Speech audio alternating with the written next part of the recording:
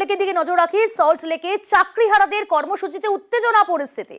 পথে প্রতিবাদে যোগ্য চাকরিহারারা। হাইকোর্টের নির্দেশে চাকরি বাতিল। এসএসসি ভবন ঘেরাও কর্মসূচি। পুলিশ মিছিল আটকালে উত্তেজনা তৈরি হয়।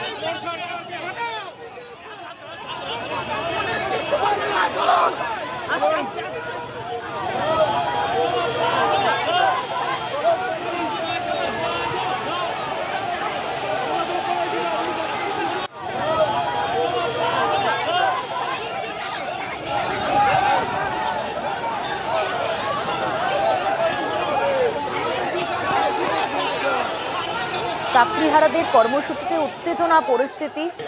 মিছিল আটকালে পুলিশের সঙ্গে বচসা এবং তারপর ধুন্ধুমার পরিস্থিতি তৈরি হয়। এখন কি পরিস্থিতি জানার চেষ্টা করব। রয়েছে আমাদের সঙ্গে প্রতিনিধি অনুপ। অনুপ, বর্তমানে কি পরিস্থিতি সেখানে? চাকরিহারাদের বিক্ষোভ হয়েছিল এই মুহূর্তে এসএসসি ভবন কিন্তু ঘেরাও করে রাস্তার উপরে তারা বসে পড়ে বিক্ষোভ দেখাচ্ছে। কয়েক হাজার যে চাকরিহারা তারা কিন্তু মূলত বিক্ষোভ কর্মসূচি করছে।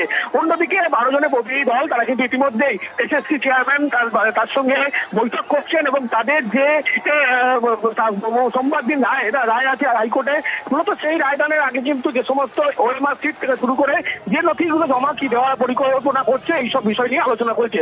অন্যদিকে যারা চাকরিহারা তারা কিন্তু যে বিক্ষোভ দেখাচ্ছে তাদের একটাই দাবি, অবিলম্বে চাকরি ফেরত দিতে হবে। কারণ যোগ্যতা দিয়ে তারা কিন্তু চাকরি পেয়েছিল, সেই কারণেই তারা আজকে বিক্ষোভ রাস্তায় নেমে বিক্ষোভ করছে। যখন আজকে করুণাময়ী থেকে মিছিল হওয়ার কথা ছিল সেই সময় মুহূর্তে কিন্তু পুলিশের পক্ষ থেকে বলা হয় মিছিলের কোনো অনুমতি নেই, শুধুমাত্র স্মারকলিপি জমা দিতে পারবে।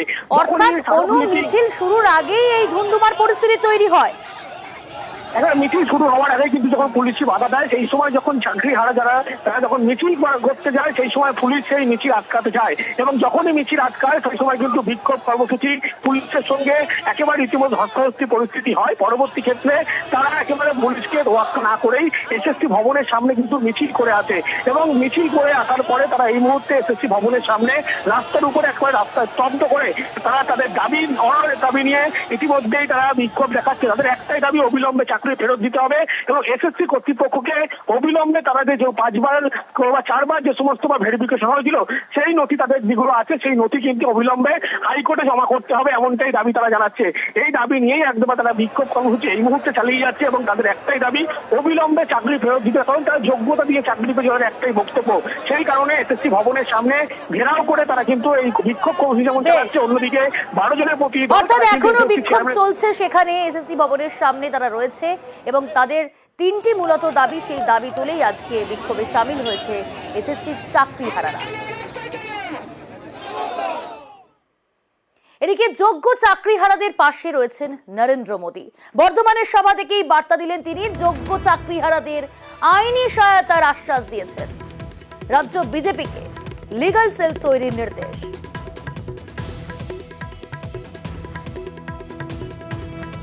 मेरे अध्यक्ष जी यहाँ बैठे हैं बंगाल के, मैं उनको एक सुझाव देता हूँ कि ये जो शिक्षक भर्ती घोटाला हुआ है उसमें जो पीड़ित है उनकी जिंदगी कितनी बदहाल हुई है। मैंने बंगाल बीजेपी से कहा है कि प्रदेश स्तर पर एक लीगल सेल और एक सोशल मीडिया प्लेटफॉर्म बनाया जाए। इससे उन लाभार्थियों को मदद होगी जो डॉक्यूमेंट्स सही होने के बाद भी इस घोटाले के शिकार हुए हैं।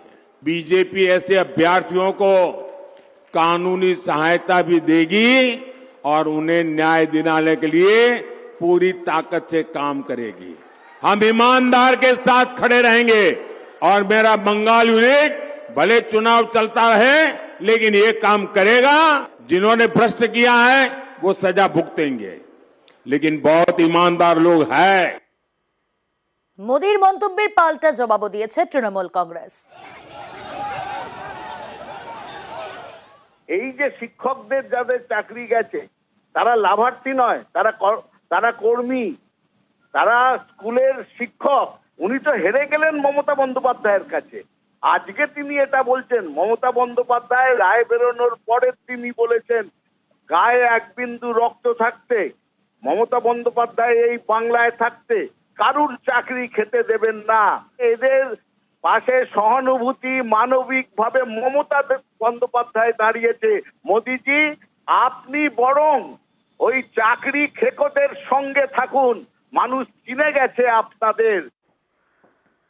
এদিকে আইনি সহায়তার আশ্বাস মোদির। শহীদ মিনারের জমায়েত থেকে ঠিক কি বলছেন চাকরিহারারা, চলুন শুনে নেওয়া যাক।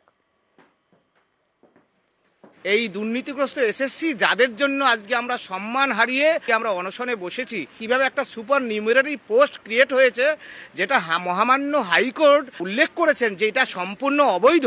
এসএসসি যে দুর্নীতিগ্রস্ত, কিছু দুর্নীতি যে হয়েছে এটা তো প্রমাণ হয়ে গেছে। সেখানেই সংগ্রামী যৌথ মঞ্চের হয়ে দেশের প্রধানমন্ত্রীকে আমরা শুভেচ্ছা জানাই।